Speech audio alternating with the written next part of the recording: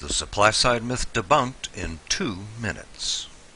Supply side, or trickle-down economics as you may have heard it called, doesn't deliver. Love 'em, hate 'em, tolerate 'em, regardless of personal feelings, taxes make the world go round and the U.S. economy go round. But there's a camp of lawmakers who minimize the importance of government and the role of taxes in effective governance.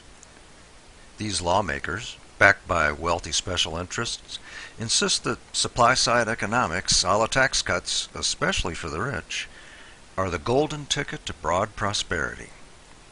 This erroneous ideological policy theory is rooted in the unproven assumption that lowering taxes for the rich causes them to work harder and invest more, thereby creating jobs and boosting the economy. Supply-siders even claim that cutting taxes for the rich will allow governments to collect more tax revenue.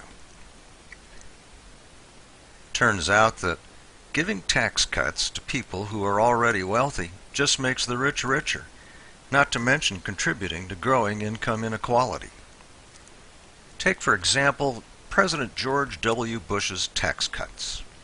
38% of those cuts went to the top 1% of Americans. But the wealth didn't trickle down. Low job growth, increased poverty, and a growing income gap persisted throughout most of Bush's tenure. Nonetheless, the economically disruptive supply-side myth is spreading. Just within the last year, states as varied as Arizona, North Carolina, Ohio, Mississippi, Georgia, Tennessee, and Oklahoma have considered their past tax cuts for the wealthy under the guise of promoting economic growth. State lawmakers are still considering these tax cuts for the rich in spite of the recent and notorious failure of supply-side tax cuts in Kansas. In 2012, Kansas Governor Sam Brownback championed what he called a real live experiment. 2 times he cut taxes for the rich. Now tax collections have fallen short, forcing critical cuts in spending on education and other services, and the state's economy lags behind the national average. Supply-side adherents and their political allies have either forgotten or simply don't care about the reason we all pay taxes, to fund services that matter hugely to the economy and to all of us. It's time to be real. Trickle-down economic policies don't work. Taxes aren't a bad thing. The nation's lawmakers should stop pursuing failed supply-side trickle-down experiments.